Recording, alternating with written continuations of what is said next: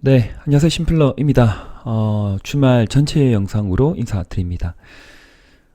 개별 종목을 말씀드리기 전에 이제 코스닥 지수 먼저 흐름을 좀 챙겨보도록 하겠습니다.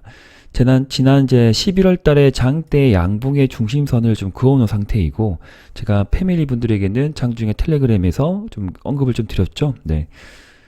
분봉을 보면 지난 금요일, 예, 여기는 아니고, 네.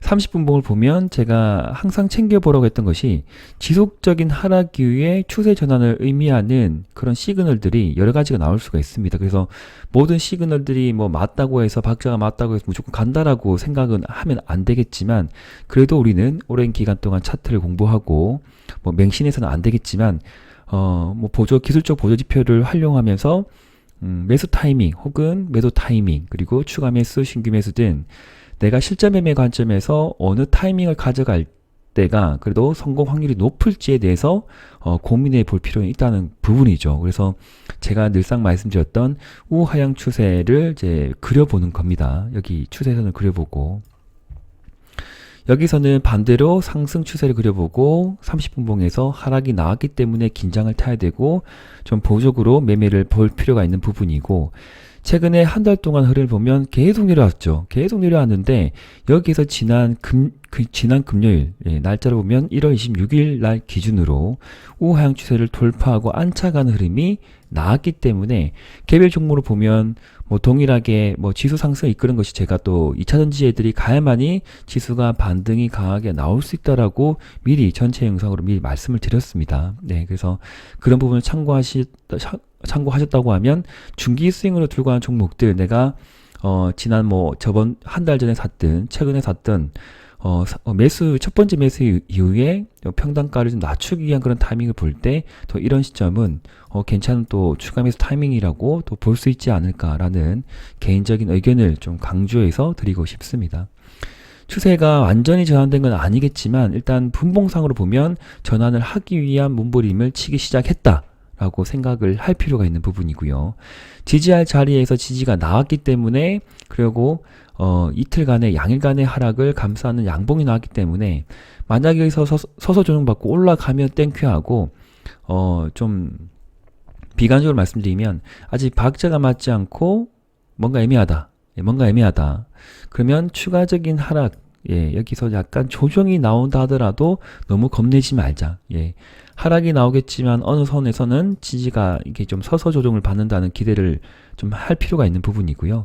그리고 난 뒤에 MACD가 줄어들고 양으로 전환된 그 시점, 그리고 함께 캔들 자체가 5일선 회복 안착 흐름이 나오면 단기적인 조정은 어느 정도 마무리 국면이 되었구나. 그러면 일정 기간 상승 이후에 여기의 고점을 돌파할 거라고 생각을 하지 말고, 어느 정도 올라가면 또 다시 내려올 수도 있겠구나라는 그런 좀 탄력적인, 예, 융통성이 있는 그런 마음가짐을 함께 가질 필요가 있겠습니다. 네. 어떤 의미인지 아시겠죠? 실전 매매 관점에서 잘 참고해 주시기를 부탁의 말씀을 드립니다. 자, 개별 종목들 좀 들어갈게요. 지금 실시간 종목조회 순위를 보면 좀 상위권에 좀 포지셔닝을 하고 있는 애들이 뭐 뉴프렉스나 이런 것들은 그냥 어쩔 수가 없어요. 네, 그냥 가버린 겁니다. 예. 나의 것이 아니기 때문에 놔주고, HLB도 그냥 가버렸어요. 어쩔 수 없는 부분이고, 좋다라고 생각했지만 여기에서 매매 대응하기가 쉽지 않은 그런 차트 움직임입니다. 그 대신 함께 좀 눈여겨봐야 될 것이, 지난 금요일날 지수가 상승할 때 올라간 섹터가 있고 내려가는 섹터에서 서서 조정받든지 아니면 지속적인 상승 이후에 조정받은 것이 바로 제주 반도체가 될 수가 있는 부분이죠. 2달간 정말 열심히 올라가는데 드디어 여기서 꼭지 좀 만들고, 저 위에 꼬리 소양선은 추가적인 상승보다는 저는 하락이 나올 확률이 높다고 좀 보는 부분이고, 그 다음에 이격도가 너무 벌어졌기 때문에 신규 매수는 전혀 아니죠. 가진 자 영역이라고 봅니다. 이런 종목들이 하락을 좀 보이고 있고, 또 이제 삼성전자를 보면 아까 잡혔는데 없네. 예, 밑에 볼게요. 제가 관종에 넣어놨을 때 항상 보고 있으니까. 삼성전자를 본다 하더라도 재차 5일선 회복하지 아직 못하고 있는 상황입니다. 그래서 반도체 섹터가 좀 약하구나라고 좀 생각을 해야 되겠죠.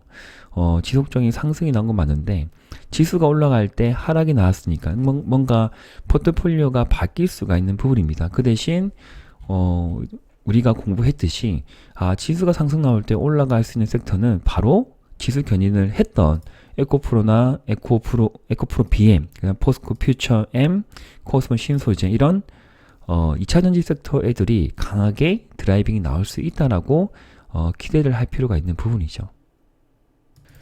그래서 만약에 매매 대응을 해서 현재 손실 꺼내는 종목이라고 하면 제가 강조드렸던 것들에 좀 눌림이 크게 나왔던 것이 몇 가지가 있습니다. 그래서 대부 마그네틱 같은 경우에는 이전 전 저점을 이탈하지 않았습니다. 전전 저점 이탈하지 않았습니다. 저점이 이제 지난 11월 달에 저점이 여기고요. 25,400원이고 거기를 이탈하지 않고 깔끔하게 꼬리가 있나? 꼬리가 없나? 거의 꼬리가 없다라고 좀 봐지긴 하네요. 그래서 재차 회복하는 움직임을 기대할 수 있는 부분이고 많이 내려왔기 때문에 어느 정도 뉴스 한 방이면 크게 상승도 예상되는 그런 차트가 되겠습니다. 여기서 매매 대응을 하신 분은 절반을 익절하신 분은 나머지 절반은 여기에서 추가 매수 타이밍을 보시고 갑작스러운 상승이 나오면 바로 여기서 매수 들어갔던 거는 차익 실현으로 대응하시면 될 것 같습니다. 아시겠죠? 4848 계속 하는 거예요. 그리고 제가 직장인 분들에게 강조드렸던 것이 이제 포스코 퓨처엠이 되는데 제가 패밀리 분들에게는 25만원 기준으로 추가 매수 타이밍을 미리 말씀을 드렸습니다. 영상에도 남겨드렸고 그 다음에 텔레그램에도 언급을 좀 드렸던 부분. 그래서 25만원 기준으로 추가 매수를 보신 분은 평단가를 충분히 낮추었다라고 봐지는 부분이고요. 상승할 때는 추가 매수 없습니다. 조정이 나올 때만 추가 매수를 하겠다라고 생각을 하고 아직 박자가 맞지 않기 때문에 재차 밀릴 수 있습니다. 그래서 재차 밀리는데 겁내지 마시고 내가 생각했던 가격대가 오면 추가 매수를 하는 것은 저는 맞다라고 봅니다. 길게 보는 거예요. 한 달, 두 달, 3개월. 즉 3개월 이상 보유하실 분은 여기에서 추가 매수 혹은 신규 매수 포지셔닝을 잡아간다라고 조심스럽게 의견을 드립니다. 대우 마그네틱, 그 다음에 포스코 퓨처엠, 그리고 탑 머티리얼 같은 경우에는 어디 기준이냐면 이전 전 저점이 47,000원이에요. 여기입니다. 네. 그래서 47,000원 기준으로 보시면 되겠지만 지금 여기서 저점을 형성하는 국면이기 때문에 47,500원 기준, 그죠? 여기 기준에서 그 다음에 5만원까지 확인하고 사셔도 되지 않을까.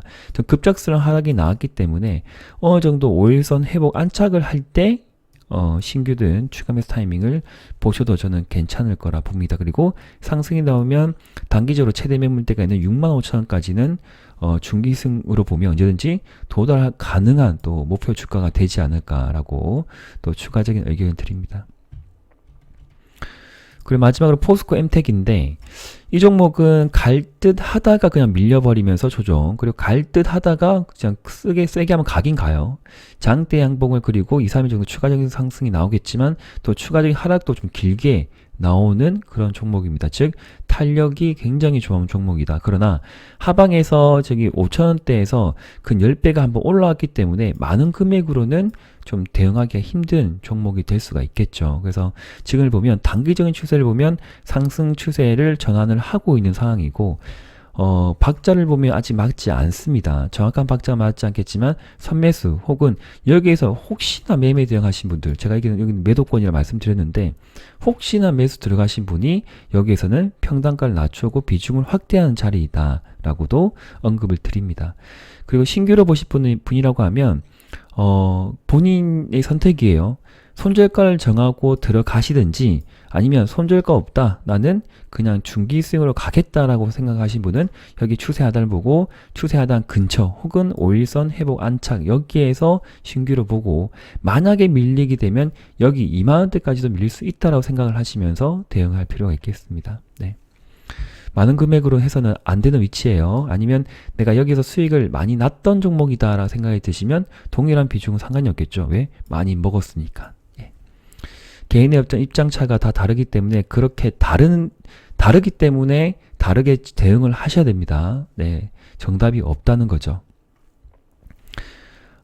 오늘은 제가 뭐 짧고 굵게 2차전지 쪽에 좀 설명을 드렸는데 너무 두려워하지 말고 너무 겁먹지 마세요. 내가 생각했던 종목이 하락이 나온다고 했을 때 가장 두려운 것은 그냥 내가 가지고 있는 돈을 그냥 풀 베팅 해버리고 레버리지 활용해 버리고 그러면 답이 없어요. 답이 없고 올라갈 때 매수가 아니고 올라갈 때는 절반을 꼭 익절 챙기고 그 절반 익절 챙기는 그 투자 수익의 비율 자체가 수익률을 내가 얼마로 잡고 갈 것이냐 10%냐 20%냐 개인에 따라 다 다릅니다. 그걸 정하고 들어가셔야 돼요. 비중이 많으면 수익률을 좀 낮게 잡아야 되겠죠. 20%가 아니라 내가 들어간 비중이 많기 때문에 10%뭐 짧게는 시장이 안 좋으면 5에서 7% 정도 상승이 나오면 한 절반은 익절 챙기겠다. 그렇게도 잡고 가도 되죠. 네. 항상 수익 익절은 언제든지 좋습니다. 네. 그리고 아쉬운 것은 메타버스 이제 AR, VR, XR 애들이 그냥 가버렸는데 여기에서 재차 밀려서 뭐 신규로 보실 분이라고 하면 그냥 단기 2편 기준으로 매매할 수밖에 없어요. 5일선 기준으로 매수 여기밖에 안 되겠죠. 예. 뉴플렉스 그다음에 뭐 덱스터 이런 애들이 있겠지만 나무가가 그냥 가버렸구나. 뉴플렉스하고 어쩔 수 없습니다. 네, 가버렸고 자, 선익 시스템도 돌아가는 움직임이 좀 나올 것 같네요. 그래서 혹시나 매수 들어가신 분은 이제 뭐 1, 2주 보시고 급등이 나오면 분할 익절 챙기시면 될 것 같습니다. 전기차 충전전도 제가 S트래픽은 계속 강조드리고 있는 부분입니다. 그래서 추세를 잘 그려놓고 여기서 추세가 이탈됐는데 추세가 이탈되었고 손절할 종목은 제가 아니라고 말씀을 드렸어요. 이런 종목들은 그냥 오른쪽으로 횡보 등락을 하는 거잖아요. 거래가 터진 것도 없고 만약 거래가 터지면서 악재 나오면서 이렇게 장대 음봉이 나와버리면 손절할 수밖에 없겠지만 전혀 뭐 그렇게 판단을 낼 수가 없죠. 그래서 조금만 기다리면 이렇게 또 급등이 나오거든요. 이런 S트래픽 애들. 네. 그 앞에 한번 급등이 나왔기 때문에 거래 터지고 그래서 제가 흐름을 한번 챙겨보세요 라고 했던 전기차 충전 쪽에는 제가 S트래픽을 좀 강조를 드렸습니다. 네. 자, 이렇듯 시장은 안 좋았다가 또 갑자기 좋아지고 예, 또 계속 좀 좋으면 좋겠는데 또 갑자기 또 나빠지는 것이 변덕스러운 것이 또 주식판이기 때문에 너무 기뻐하지도 말고 너무 슬퍼하지도 마십시오. 예, 그래서 내가 가진 기준과 원칙을 잘 정하고 투자 비중 잘 세우고 종목 투자하는 종목에 있어서 잘 컨트롤 해보시고 그러면 이번 한 해도 또 성공적인 수익으로 마무리할 수가 있을 것 같습니다. 네. 시청해주신 많은 구독자분들 감사드리고요. 남은 하루 잘 보내십시오. 저는 또 뭐 수요일, 목요일 봐서 또 전체 영상으로 한 번 더 인사드리겠습니다. 네, 감사합니다.